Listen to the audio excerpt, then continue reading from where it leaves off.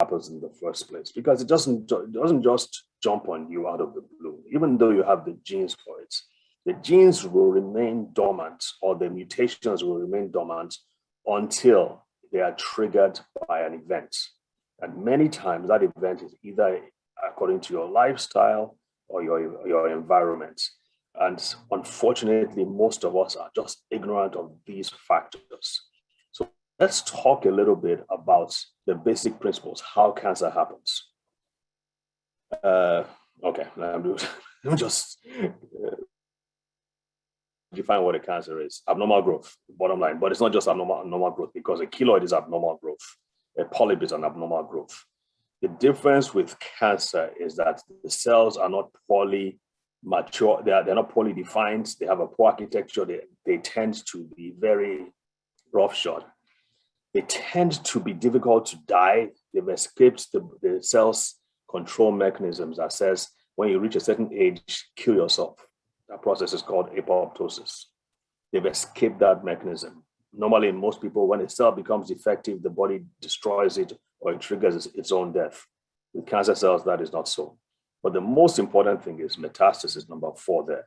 It tends to spread away from the original tissue or organ in which it originated. So, for example, if you have breast cancer, that cancer can escape and get into the bloodstream. The cancer cells get into the bloodstream, spread to the brain, and begin to colonize the brain. And not just colonize the brain, but spread around and just destroy everything in their path, leaving a lot of death and destruction in their wake.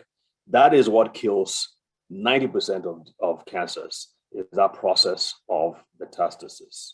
Unfortunately, most of the research is not focused on that. Most of the research is focused on the genes. And maybe because it's so complicated, that's why people are just shying away from it, or maybe they're not getting enough funding. But the problem that kills people is metastasis. All right, so let's look at some basic things.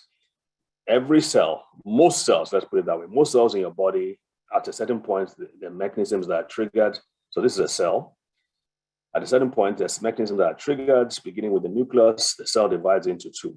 This happens every time, all over the body, everywhere, anywhere. Happens continuously, and those cells continue to multiply. That's how you stay alive. Cells divide, they replace old cells.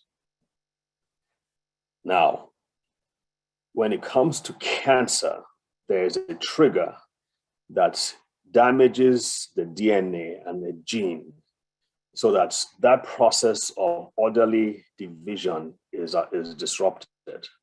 And so the cell becomes sick, and then because of the mutation, it now divides and produces sick cells in its own likeness, after its own image, so to speak. But so there are sick cells and they become cancerous cells. Again, the process, there's an initial change or mutation in the genes. They become cancerous cells. These cancerous cells, like I said, do not obey the laws of nature. They just go gangbusters. They multiply, they spread, and then they travel to distant areas. All this used to be animated. So you should have been seeing the cells just flying out of this this big blob of cells. But something happened with our animation, so it's not working like it should. So my apologies. And like I said, the cancer cells can now begin to spread to different organs and different tissues. Again, that is what kills most patients, the metastasis. So the question is, what triggers the change? I have about 10 different things. I started with about 5, then I kept on looking at it, like 6, 7, now I'm looking at 10. Because I can't go over everything now, but bottom line is immune deficiency.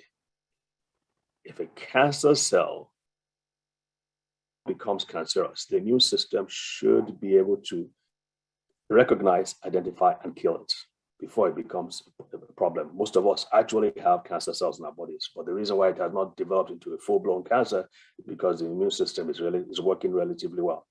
So before a cancer cell can eventually become a cancer cell and a cancer tissue, before tissue becomes fully cancerous, that the doctors can recognize is because your immune system has failed to do what it was designed to do. There are other things too, but like infections, we know HIV/AIDS can cause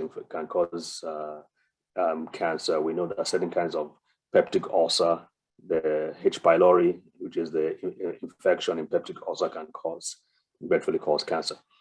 I put inflammation here because most of this, that is what results in that's the final common pathway.